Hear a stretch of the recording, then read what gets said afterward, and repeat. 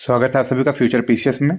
समसामयिकी घटना सार वार्षिकी 2024-25 क्लास 2 में हम लोग राष्ट्रीय परिदृश्य का बचा विषय पार्ट 2 खत्म करेंगे। ये सीरीज यूपीपीसीएस आरओ बीपीएससी के लिए अत्यंत इंपॉर्टेंट है, तो चलिए शुरू करते हैं। भारत संपूर्ण जीव जंतुओं की सूची तैयार करने वाला दुनिया का पहला देश बना है। ठीक है, भारत जनगणना नहीं करा रहा है, लेकिन ये सूची तैयार कर रहा है।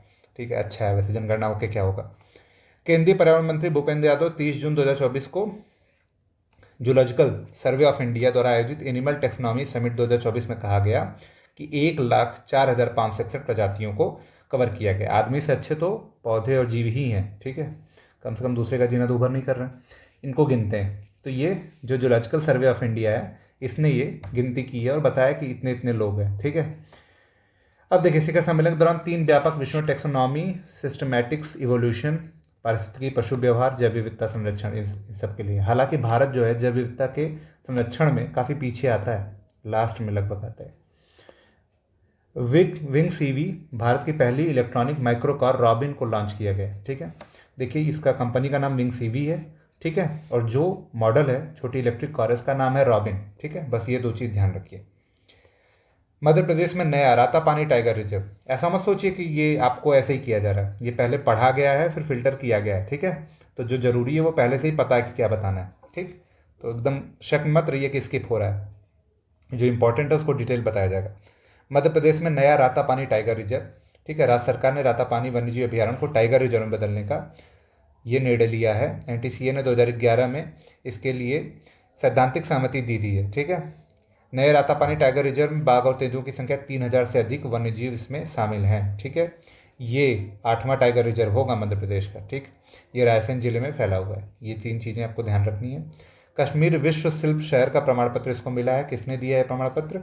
तो विश्व शिल्प परिषद ने अंतर्राष्ट्रीय से इसे विश्व शिल्प शहर का इसको मिला है। ठीक है, इसके अलावा 4 मतलब ये चौथा शहर है। इससे पहले 3 लोगों को मिल चुका है, जिसमें जयपुर शामिल है, मामल्लपुरम शामिल है और मैसूर शामिल है। इंपॉर्टेंट है, तीनों को देख लीजिए। और ये कश्मीर चौथा है। तो ये पूछ सकता है कथन बना के, कश्मीर को हाल ही में दिया गया है, और ये दे देगा कि ये पहला है। ठीक है, या दूसरा है या तीसरा है। ठीक है, तो ये चौथा है, ये ध्यान रखिएगा, 4th है। ठीक है, इस तरह के फैक्चुअल क्वेश्चन बनाने के लिए पीसीएस बदनाम है। ठीक है, आगे चलते हैं। तो इसके पहले 2021 में कश्मीर को शिल्प और लोक कला के लिए यूनेस्को का रचनात्मक शहर के रूप में भी मान्यता मिली थी। ठीक है, तो ये ध्यान रखिएगा, ये पहले रचनात्मक शहर की मान्यता यूनेस्को से मिल गई है। प्राचीन रत्नागिरी रॉक कला संरक्षित स्मारक घोषित किया गया है। ठीक है, भारत सरकार ने रत्नागिरी के देऊद में मध्य पाषाण युग की पेट्रोग्लिफ, जियोग्लिफ मतलब इनके जो रॉक कला है, जो पत्थरों पर कलाकारी की जाती है, उसको संरक्षित स्मारक घोषित किया है। ठीक है, बस इतना जानिए, रत्नागिरी में है। 70वें अंतर्राष्ट्रीय पृथ्वी विज्ञान ओलंपियाड में भारत का प्रदर्शन, तो ये कहाँ आयोजित हुआ? तो ये आयोजित हुआ है बीजिंग, चीन में। ठीक है, इसमें क्या है? तो 35 देशों ने प्रतिभाग किया है। इसमें 4 सदस्यीय भारतीय टीम ने 3 प्रतियोगिता श्रेणी, theory, practical, earth system project और इंटरनेशनल टीम फील्ड इन्वेस्टिगेशन में 3 स्वर्ण और कांस्य तथा 2 रजत पदक जीते हैं। 3 स्वर्ण और कांस्य तथा 2 रजत, कुल मिला के 3 3 6 2 8 पदक जीते हैं भारत ने। किस ओलंपियाड में? पृथ्वी विज्ञान ओलंपियाड में भारत ने जीते हैं, जो बीजिंग में हुआ। ठीक, ओडिशा में, देखिए इंपॉर्टेंट खबर है, ओडिशा में भारत का पहला अनाज एटीएम लगाया गया, जिसका नाम है अन्नपूर्ति अनाज एटीएम। कहाँ लगाया गया? तो इसे विश्व खाद्य कार्यक्रम के सहयोग से विकसित किया गया है। ये इतने की त्रुटि करके ही अनाज का निस्तारण करता है। ये भुवनेश्वर में इसकी शुरुआत की गई है।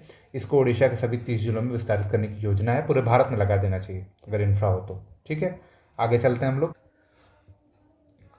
टाइम की वर्ल्ड ग्रेटेस्ट प्लेसेस ऑफ 2024 में 3 भारतीय गंतव्य शामिल है।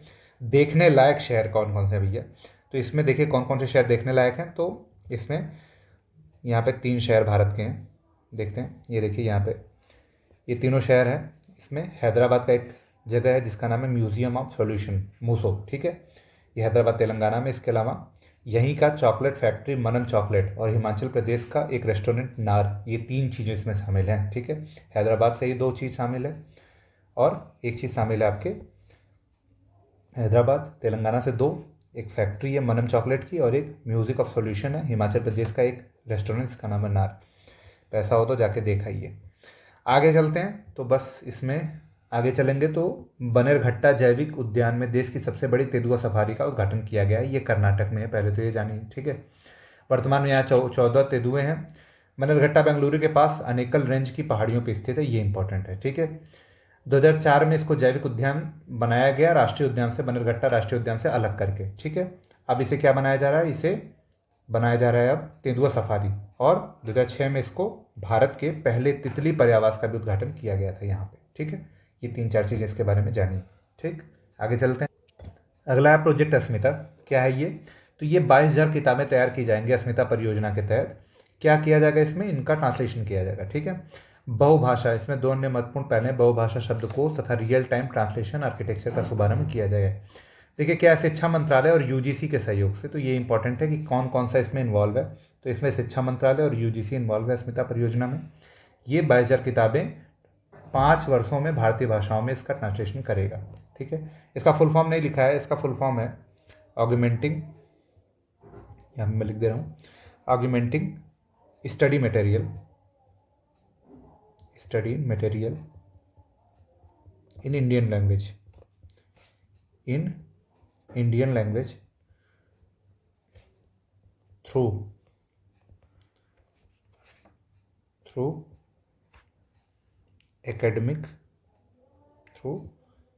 ट्रांसलेशन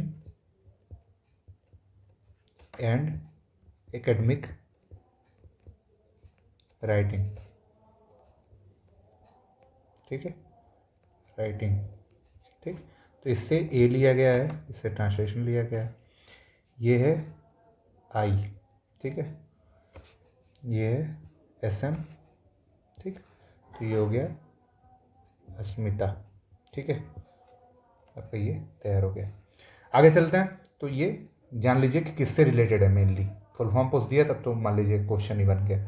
असम के चराइदेव जिले के स्थित मोइदम को यूनेस्को की विश्व विरासत सूची में शामिल किया गया है। अब इसको शामिल करने के बाद ये मोइदम क्या है, तो ये वो अहोम राजवंशों की टीला दफन प्रणाली, ठीक है, इतना याद रखिए। अहोम राजवंश, आप लोगों ने मॉडर्न हिस्ट्री में अहोम विद्रोह पढ़ा होगा, ठीक है, तो वो रिलेट करिए उससे।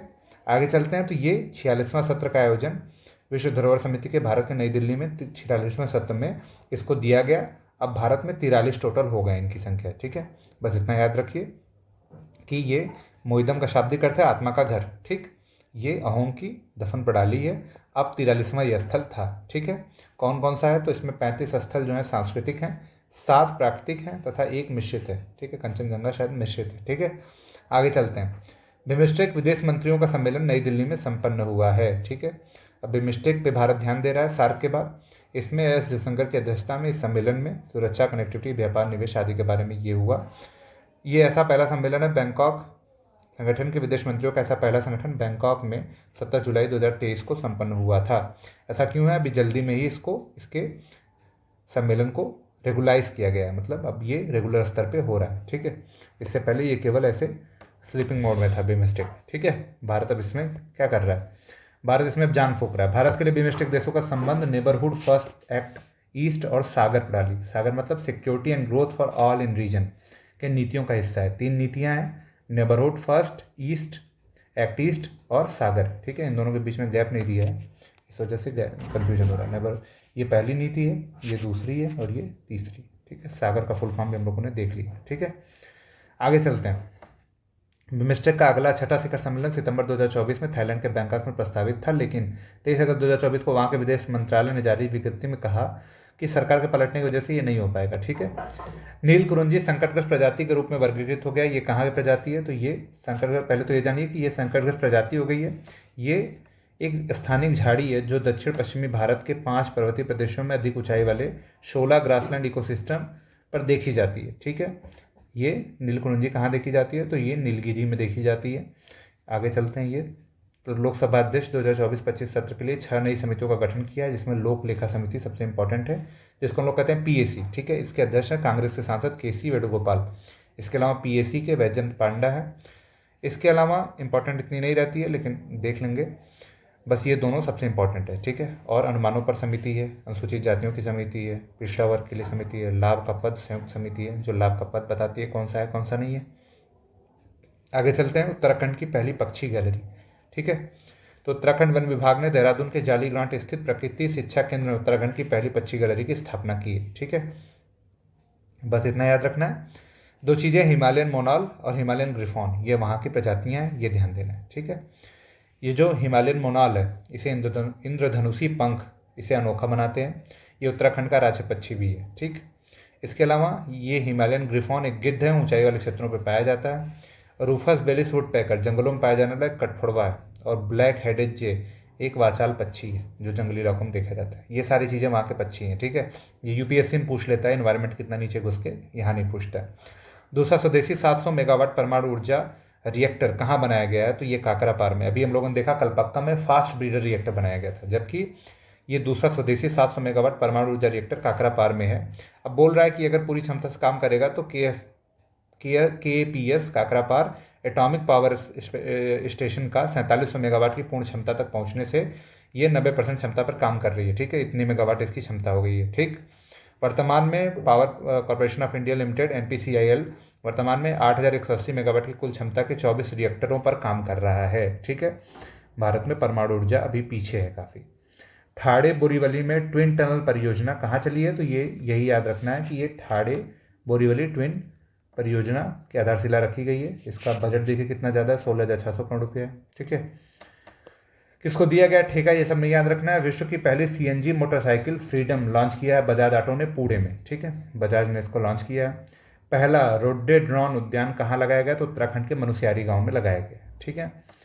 आगे चलते हैं, तो कर्नाटक का आदि चुनचनगिरी और केरल का चुल्लुनुआर मोर अभ्यारण्य घोषित हुआ। ध्यान रखिए, मोफेक यानी केंद्रीय पर्यावरण वन एवं जलवायु मंत्रालय ने ये घोषणा की है कि केरल के चुल्लुनुआर और कर्नाटक के आदि चुनचनगिरी को मयूर अभ्यारण्य घोषित किया जाएगा। बस याद रखिए इतना कि मयूर अभ्यारण्य इन दोनों को घोषित किया जा रहा है। आगे चलते हैं हम लोग।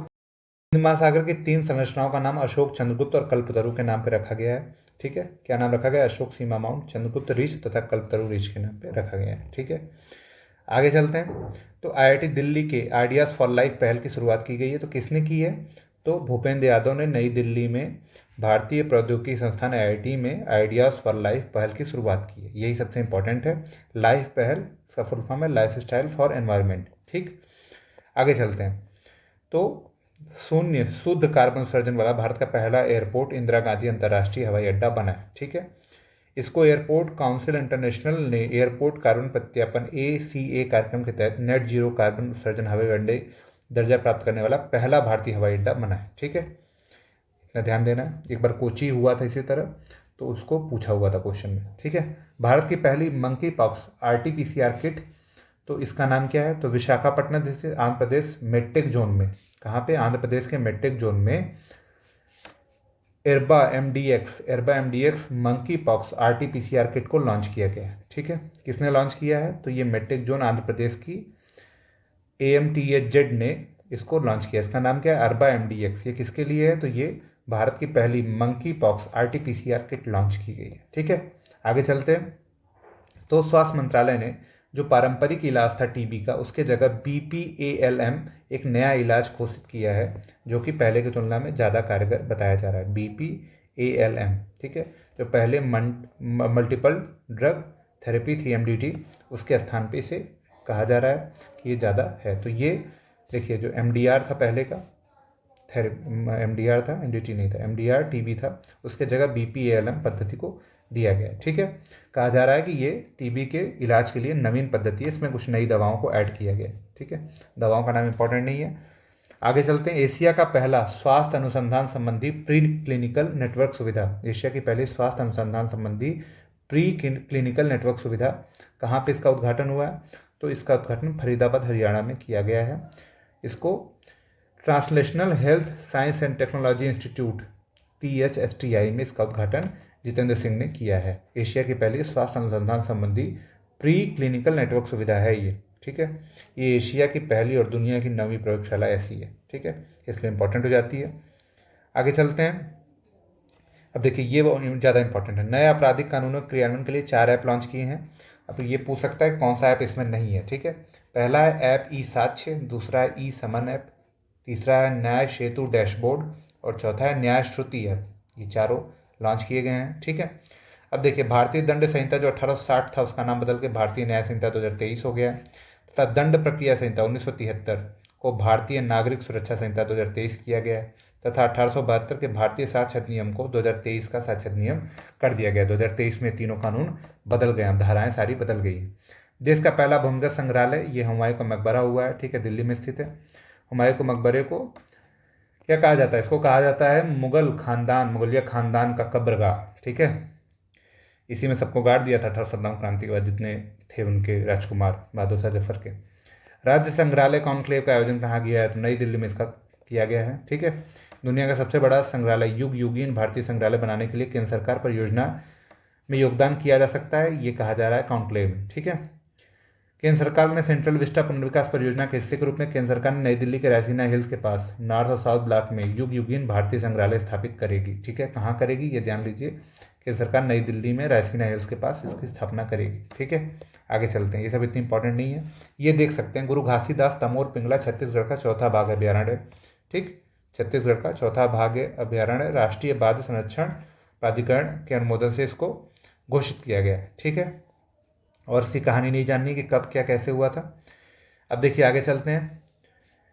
33वें ग्रीष्मकालीन ओलंपिक में भारत 4 स्मारक डाक टिकट जारी करेगा, ठीक है।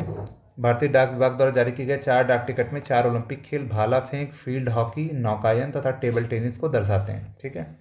ये चारों में भारत, नौकायन तो उतना नहीं आ गया, लेकिन बाकी 3 में भारत पदक लाने के लिए हमेशा खासकर एशियन और ऐसे इवेंट में पा जाता है, ठीक है।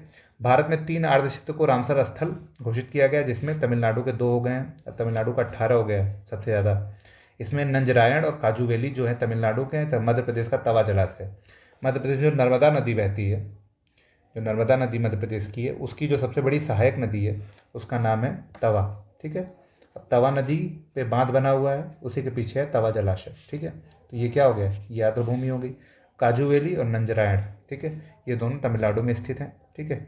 तमिलनाडु में अब स्थलों की संख्या 18 हो गई है, जबकि दूसरे स्थान पे यूपी 10 है। यूपी में बहुत दिन से नहीं जुड़ रहा है, ठीक है, 2022 में या 23 में जुड़ा था लास्ट वाला। आतिशी दिल्ली की 8वीं और राज्य की 3री महिला मुख्यमंत्री बनी। इससे पहले कौन था? तो सुषमा स्वराज जी थी और शीला दीक्षित थी, इनके बाद ये 3री बनी, ठीक है। आगे चलते हैं। तो दिल्ली अब जो है वो हो गई है, पपेट वाला हो गया मामला। 18वीं लोकसभा चुनाव के बाद नरेंद्र मोदी लगातार 3री बार देश के प्रधानमंत्री बने। अब इनकी कैबिनेट में कौन कौन है ना, इससे पहले देखते हैं क्या कैसे है। तो 2024 में 18वीं लोकसभा के लिए चुनाव में 240 सीट भाजपा ने प्राप्त की है, ठीक है। अब देखिए मोदी के साथ 30 नेताओं ने कैबिनेट मंत्री और विभिन्न मंत्रियों पे शपथ ली है, ठीक है। फाइनली देखेंगे हम लोग कि क्या है। मोदी मंत्रिमंडल में 7 महिला मंत्रियों को जगह मिली है, ठीक है, ये इंपॉर्टेंट है, ठीक है। ये क्वेश्चन बनाया जा सकता है, जहाँ जहाँ मंत्री और ऐसे प्रतिनिधित्व का बात हो महिलाओं का, वहाँ क्वेश्चन बन सकता है। आगे चलें तो हम लोग देखते हैं। तो पूर्व की भांति बहुत सारे लोग रिपीट हुए हैं, कुछ लोग बदले हैं, जैसे जो लोग बदले उनको देखते हुए चलते हैं। तो स्वास्थ्य मंत्री बदले हैं जेपी नड्डा, बाकी अमित शाह गृह थे, नितिन गडकरी सड़क थे। बदले हैं शिवराज सिंह चौहान, ये कृषि और किसान कल्याण मंत्री बने हैं। निर्मला जी, जयशंकर जी, ये लोग ऐसे ही हैं, ठीक है। मनोहर लाल खट्टर को ऊर्जा, आवास एवं शहरी विकास मंत्री बनाया गया है। महुआ जिसको हम लोग कहते हैं, ministry of housing and urban affairs, ठीक है। एच.डी. कुमारस्वामी को भारी उद्योग मंत्रालय दिया गया है, ठीक। पीयूष गोयल वाणिज्य मंत्री हैं। धर्मेंद्र प्रधान शिक्षा हैं। जीतन राम मांझी नए हैं, एमएसएमई मिनिस्टर बने हैं।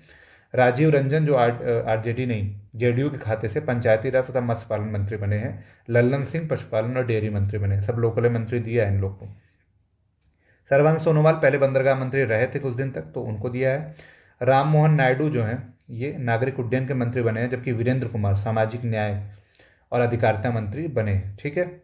जुएल उरांव जो सिटिंग आपके कैबिनेट मिनिस्टर थे जनजातीय मामलों के, अर्जुन मुंडा वो हार गए, तो जुएल उरांव उनकी जगह बने हैं। गिरिराज सिंह पहले की तरह कपड़ा संभाल रहे हैं, ठीक। अश्विनी वैष्णव पूर्व की तरह रेल संभाल रहे हैं, ठीक है। सिंधिया को दूरसंचार दिया गया, पिछली बार नागरिक उड्डयन इनके पास था, ठीक है। भूपेंद्र यादव को पिछली बार की तरह मोफेक दिया गया है। गजेंद्र सिंह शेखावत पर्यटन मंत्री हैं। अन्नपूर्णा देवी की इंपॉर्टेंट नियुक्ति है, अन्नपूर्णा देवी को याद रखना है। ये महिला और बाल विकास मंत्री हैं, महिला और बाल विकास मंत्री हैं, बहुत न्यूज़ में भी रही हैं। कई सारी चीज़ें इन्होंने लॉन्च की है इस वाले कार्यकाल में, ठीक है। किरण रिजिजू संसदीय कार्य मंत्री। हरदीप सिंह पुरी पेट्रोलियम प्राकृतिक गैस। कोयला मंत्री है जी किशन रेड्डी। मनसुख मांडविया जो स्वास्थ्य मंत्री से श्रम रोजगार खेल और युवा मामलों के मंत्री बन गए हैं। चिराग पासवान अपने पिता की तरह खाद्य प्रसंस्करण उद्योग संभाल रहे हैं। सी आर पाटिल जो कि उनके खाते से आते हैं, ये जो चंद्रबाबू नायडू के, तो ये जल शक्ति राज्य मंत्री स्वतंत्र प्रभार है। ठीक है, जल शक्ति मंत्रालय छोटा दिख रहा है लेकिन फंड खूब है इसके पास। ठीक है, जितेंद्र सिंह को विज्ञान और प्रौद्योगिकी मंत्री बने हैं, पृथ्वी विज्ञान मंत्री बने। ठीक है, ये न्यूज़ में खूब रहते हैं। अर्जुन राम मेघवाल को कानून मंत्री बनाया गया है। जयंत चौधरी को कौशल विकास उद्यमिता मंत्रालय तथा प्रताप राव जाधव को आयुष स्वास्थ्य परिवार कल्याण मंत्रालय में राज्य मंत्री और आयुष स्वतंत्र रूप में इनको दिया गया है। ठीक है, राज्य मंत्रियों को हम लोग नहीं देखेंगे क्योंकि बहुत सारे राज्य मंत्री हैं, अब पूछता नहीं है कभी। सीटों की संख्या हम लोग देखना चाहेंगे तो 18वीं लोकसभा के लिए देखिए 7 चरणों में हुआ था, ये इंपॉर्टेंट है, कथन बना के पूछ सकता है। स्थिति जो है 240, 16, 12, ये इंपॉर्टेंट है। फिर शिवसेना है, तेलुगु देशम पार्टी जो टीडीपी और जनता दल, ये दोनों किंग मेकर के रूप में इस सरकार में हैं। ठीक है, अब अगर मिलान करने के लिए दे ही दिया तो आप लोगों को ये चारों याद रखने हैं। ठीक है, बाकी लोक जनशक्ति पार्टी रामविलास को भी 5 मिले हैं। इंडिया गठबंधन देखें तो भारतीय राष्ट्रीय कांग्रेस को 99, समाजवादी पार्टी को 37, इसके अलावा तृणमूल को 29 मिला है। इसके अलावा एक बड़ी पार्टी है डीएमके को 22 मिला है। ठीक है, शिवसेना जो उद्धव ठाकरे वाली है उसको 9 मिला है। तो ये इतनी चीज़ों को हम लोग को ध्यान में रखना है। ठीक है, आगे चलते हैं तो बहुत सारे लोगों का खाता नहीं खुला है। ठीक है, जिसमें चौंकाने वाली 2 लोग हैं जो राज्य में रूल कर चुकी हैं, AIADMK और बहुजन समाज पार्टी। ठीक है, इन लोगों का खाता नहीं खुला है। ठीक, इसके अलावा बीजू जनता दल का खाता नहीं खुला है, भारतीय राष्ट्र समिति, अकाली दल, इन लोग का भी खाता नहीं खुला है। ठीक है, महत्वपूर्ण तथ्य है मुकेश दलाल सूरत से निर्विरोध जीत गए हैं। पुष्पेंद्र सरोज जो है सबसे युवा हैं, ये ध्यान रखना है। भाजपा के शंकर लाल वाड़ी इंदौर से रिकॉर्ड मत से जीते हैं, सर्वाधिक अंतर से जहाँ निर्वाचित हुए हैं। इसके अलावा 18वीं लोकसभा में कुल 74 महिलाएं हैं जो कुल प्रतिशत का लगभग 14% है। ठीक है, 74 में से 30 भाजपा की हैं, ये सब इंपॉर्टेंट नहीं है, 74 यही इंपॉर्टेंट है। ठीक है, आगे चलते हैं तो सर्वाधिक मतों का अंतर जीतने का रिकॉर्ड रकीबुल हुसैन के पास असम के धुबरी सीट पे रहा है। ठीक, आगे चलते हैं तो लगातार 8वीं बार वीरेंद्र कुमार मध्य प्रदेश के टीकमगढ़ से निर्वाचित हुए हैं। एक इंपॉर्टेंट फैक्ट यहाँ पे, मध्य प्रदेश में नोटा के लिए 2,08,000 इंदौर निर्वाचन क्षेत्र से सर्वाधिक मत नोटा को मिल गया। ठीक है, ये इंपॉर्टेंट है। जो प्रोटेम स्पीकर थे उनका नाम है भर्तृहरि महताब। ठीक, भारतीय जनता पार्टी ने कुछ राज्यों में 6 राज्यों में क्लीन स्वीप किया, जिसमें MP, उत्तराखंड, हिमाचल, अरुणाचल प्रदेश, त्रिपुरा और दिल्ली था। ठीक है, ओम बिरला फिर से बन गए हैं आपके लोकसभा अध्यक्ष। ठीक, ये थी लोकसभा के बारे में कुछ इंपॉर्टेंट जानकारियाँ। 4 राज्यों के चुनाव इसके साथ संपन्न हुए। इन 4 राज्यों में देखते हैं क्या क्या कहाँ कहाँ हुआ। तो आंध्र प्रदेश में 175 सीट थी, जहाँ पे 135 सीट TDP जीत गई है और लोगों को मिलाने तो बहुत ज़्यादा हो जाएगा। सिक्किम में 32 सीट थी, तो उसमें से 31 सीट सिक्किम क्रांतिकारी मोर्चा जीत लिया है।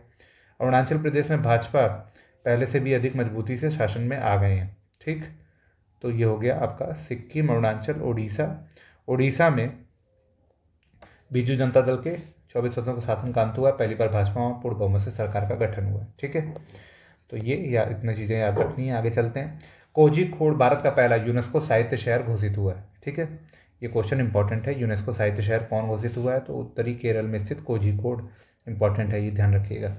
आगे चलते हैं, केरल के मालाबार तट पे कोझीकोड 500 से अधिक पुस्तकालय, 70 प्रकाशन तथा सशक्त साहित्य शिक्षा आधार कारण 2012 में इसको मूर्तियों के शहर का टैग दिया गया था। ठीक है, भुज जो है जो कच्छ में स्थित है गुजरात के, भूकंप स्मारक संग्रहालय का उद्घाटन यहाँ पे किया गया। ठीक है, बस इतना याद रखना है इसके बारे में।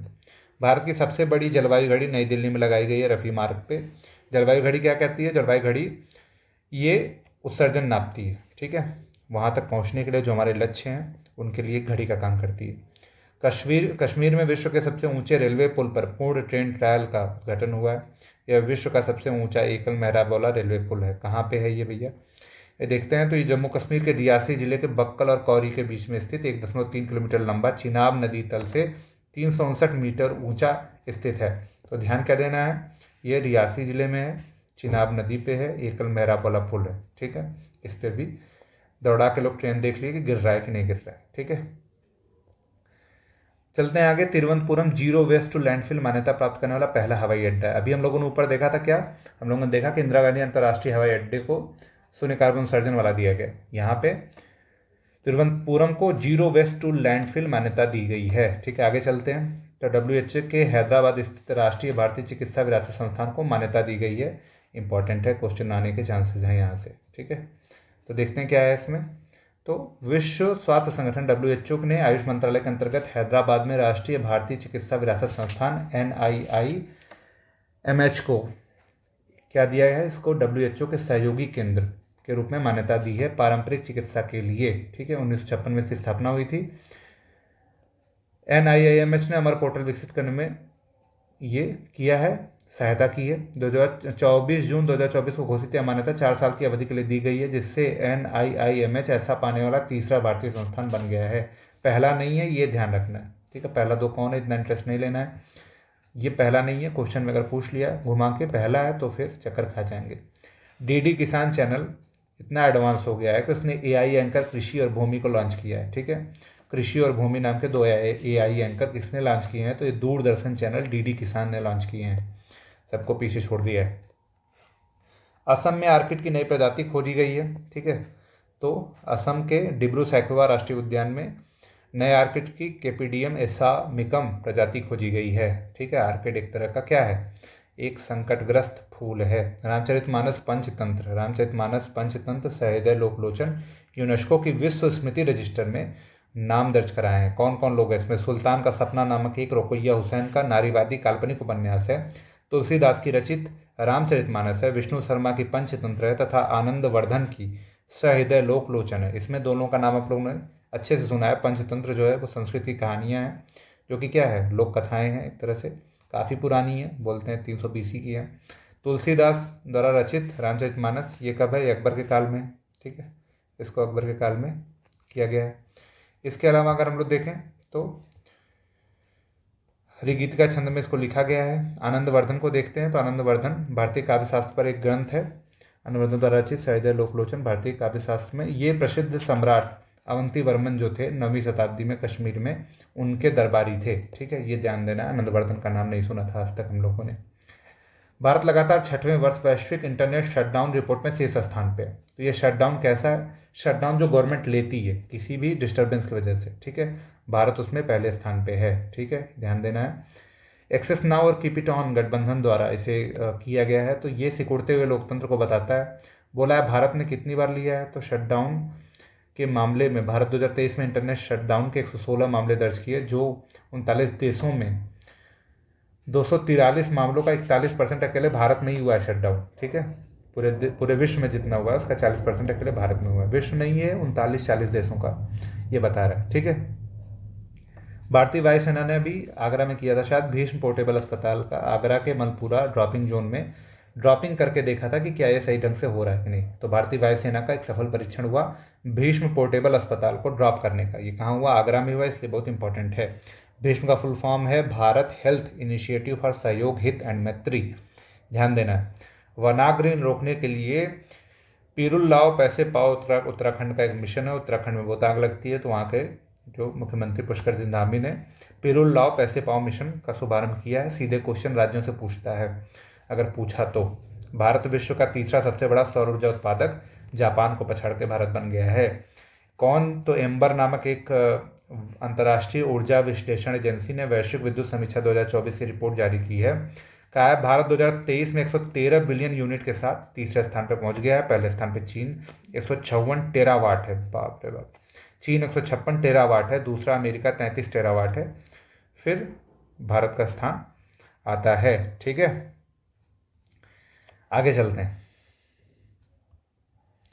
देश में तेंदुआ गणना रिपोर्ट, देखिए यहाँ पे स्थान है चीन, अमेरिका, भारत, जापान, जर्मनी। ठीक है, देश में तेंदुआ जनगणना रिपोर्ट भूपेंद्र यादव ने स्टेटस ऑफ लियोपॉड्स इन इंडिया 2022 में तेंदुओं की संख्या 13,874 आकलित की है। ठीक है, कितनी वृद्धि हुई है, तो 8% की लगभग वृद्धि हुई है। सर्वाधिक संख्या कहाँ है, तो मध्य भारत व पूर्वी घाट में। पिछली बार क्वेश्चन में ये पूछ लिया था सर्वाधिक संख्या कहाँ पे है, तो ये मध्य भारत और पूर्वी घाट में है। ठीक है, 8,820 है। ठीक है, इसके बाद पश्चिमी घाट सेकंड स्थान पे है, फिर शिवालिक वालिक वगैरह वगैरह है। ठीक है, तो मध्य भारत और पूर्वी घाट पहले स्थान पे तथा शिवालिक नहीं, पश्चिमी घाट दूसरे स्थान पे। ठीक है, आगे चलते हैं। तो तेंदुओं की सर्वाधिक संख्या के स्थान पे राज्यों में देखें तो इंपॉर्टेंट है, 3,907 मध्य प्रदेश पहले स्थान पे, दूसरे स्थान पे महाराष्ट्र, तीसरे स्थान पे कर्नाटक। इन्हीं तीनों का नाम ध्यान देना है। ठीक है, आगे चलते हैं। सेला सुरंग को इंटरनेशनल बुक ऑफ ऑनर द्वारा भारत की सबसे ऊंची सुरंग के रूप में मान्यता दी गई है। इसका निर्माण बीआरओ किया गया, सीमा सड़क संगठन द्वारा किया जा रहा है, बीआरओ द्वारा। इंग्लैंड की इंटरनेशनल बुक ऑफ ऑनर द्वारा आधिकारिक रूप से भारत की सबसे ऊंची सुरंग के रूप में मान्यता दी गई है। ठीक है, आगे चलते हैं तो देखते हैं। उपग्रह इनसैट 3DS का सफल परीक्षण, स्किप कर दीजिए इसको। ठीक है, याद रखिए GSLV F-14 से इसका किया गया था, बस इतना याद रखना है। मराठाओं के 22 किलो को यूनेस्को की विश्व धरोहर सूची में शामिल किया गया है। ठीक, इन किलों को मराठा सैन्य परिदृश्य के रूप में नामांकित किया गया है। कौन कौन से हैं? ढेर सारे हैं। ठीक है, ये याद रखिए, मराठों के किले। बस आगे चलते हैं तो Boeing India engineering and technology centre का उद्घाटन बेंगलुरु में किया गया, ये याद रखिए। क्वेश्चन वन लाइनर टाइप का पूछे तो पूछ लेगा। ठीक है, कितना करोड़ रुपया, कितना जगह है, ये नहीं ध्यान देना है। बोइंग सुकन्या कार्यक्रम क्या है? तो देश भर में लड़कियों को देश के बढ़ते विमानन क्षेत्र में प्रवेश का समर्थन करने के लिए बोइंग सुकन्या कार्यक्रम चलाया जा रहा है। बोइंग कंपनी एक अमेरिकी बहुराष्ट्रीय कंपनी है, कथन बनाएगा तो पूछ सकता है। ठीक है, आगे चलते हैं तो मुंबई में trans harbour link Atal Setu का उद्घाटन किया गया है। 12 जनवरी 2024 को भारत के प्रधानमंत्री नरेंद्र मोदी द्वारा मुंबई ट्रांस हार्बर लिंक का उद्घाटन किया गया है। इसे आधिकारिक तौर पर अटल सेतु नावाशेवा सी लिंक के रूप में जाना जाता है। ठीक है, ये 21.8 किलोमीटर लंबा 6 लेन वाला पुल है, जिसकी समुद्र के ऊपर लंबाई 16.5 किलोमीटर है। इतनी टेक्नोलॉजी आगे बढ़ गई है कि इतना लंबा लंबा पुल लोग बना ले रहे हैं। ठीक है, तो ये कहाँ बन रहा है? तो ये मुंबई में बन रहा है। इसका नाम है अटल सेतु नावाशेवा, एक बंदरगाह है, उसके सी लिंक के रूप में 21.8 किलोमीटर का इतना लंबा बन रहा है। ठीक है, बहुत सारी चीज़ें हैं। इस परियोजना को जापान इंटरनेशनल कोऑपरेशन एजेंसी द्वारा वित्त पोषित किया गया है। कुल निर्माण में 18,000 करोड़ रुपये खर्च आया है। 2018 में शुरू हुआ था। ये अच्छा है कि शुरू होकर इन्हीं कार्यकाल में बन जा रहा है। ठीक है, नहीं तो पहले क्या होता था, 40 साल में बनता था, मतलब अब तो कम से कम तेज़ी से बन रहा है। कारण क्या है? प्राइवेट फंडिंग इसका कारण है। ठीक है, स्वच्छ सर्वेक्षण 2023 की रिपोर्ट बहुत इंपॉर्टेंट है, मोस्ट इंपॉर्टेंट है। 11 जनवरी 2024 को स्वच्छ सर्वेक्षण 2023 रिपोर्ट जारी की गई है। 4,477 शहरों को इसमें शामिल किया गया है। 61 छावनी, 88 गंगा किनारे शहर। इंदौर लगातार 7वीं बार भारत का सबसे स्वच्छ शहर घोषित किया गया है, जो बताता है कि स्वच्छता एक संस्कृति है, कोई सिखा नहीं सकता है स्वच्छता किसी को। ठीक है, इंदौर पहले स्थान पे, सूरत दूसरे तथा नवी मुंबई तीसरे स्थान पे है। एक लंबा क्रम चलता चला जा रहा है। नई दिल्ली 7वें स्थान पे है।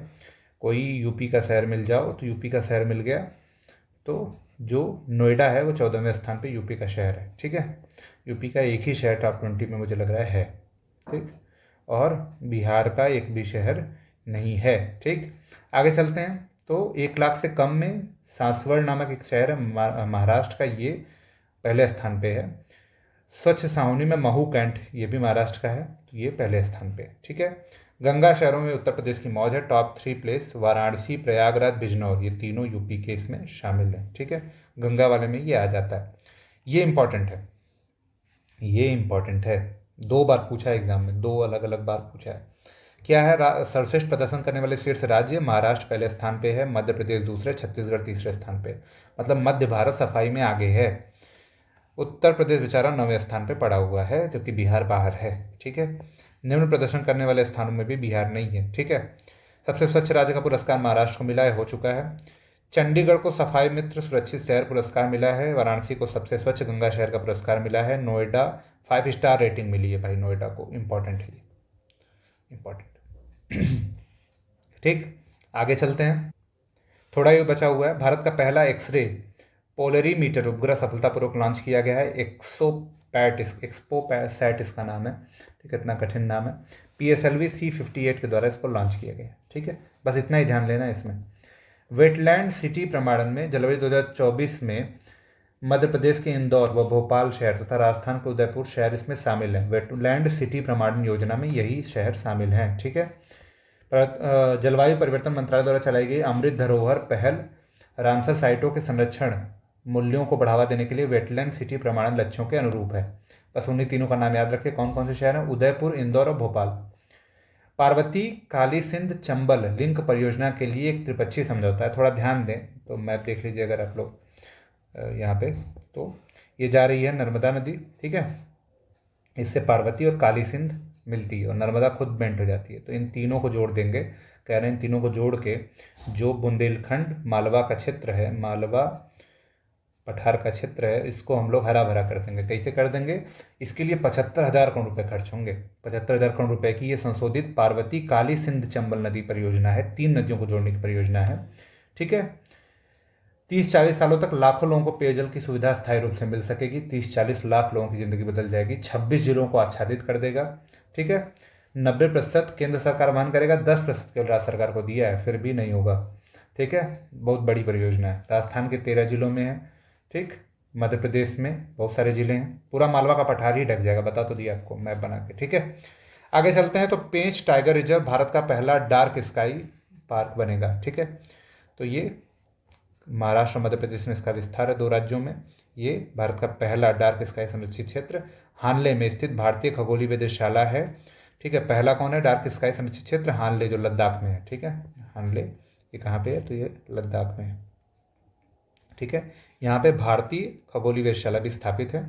और पेंच टाइगर रिजर्व भारत का पहला और एशिया का 5वां डार्क, महाराष्ट्र में पेंच टाइगर रिजर्व भारत का पहला और एशिया का 5वां डार्क स्काई पार्क बन जाएगा। ठीक है। और डार्क स्काई संरक्षित क्षेत्र हानले लद्दाख में है। IUCN ने पहली बार हिमालयन वुल्फ का मूल्यांकन किया है और उसको असुरक्षित घोषित किया है। ठीक है। IUCN एक संस्था है जो कि क्या करती है? ये जैव विविधता के क्षेत्र में काम करती है तथा जो संकटग्रस्त रहता है उसको संकटग्रस्त घोषित करती है। इसकी रेड डाटा बुक है। ठीक है। आगे चलते हैं। प्रधानमंत्री मोदी ने तालावीरा थर्मल पावर प्रोजेक्ट की आधारशिला रखी है उड़ीसा के संबलपुर में। ठीक है। बस ये 2 जगह याद रखिए, बस इसके बारे में और नहीं जानना है। महाराष्ट्र के सांगली जिले में नए अटापाटी संरक्षण रिजर्व की घोषणा की गई है। ठीक। अटापाटी संरक्षण रिजर्व सांगली जिले की वन भूमि में स्थित है। यह एक महत्वपूर्ण पारिस्थितिकी पुल बनाता है जो पश्चिम में मैनी संरक्षण और मालधोक पक्षी अभयारण्य को जोड़ता है। इतना डीप नहीं जाना है, बस याद रखिए कहाँ पे है, तो महाराष्ट्र के सांगली में है।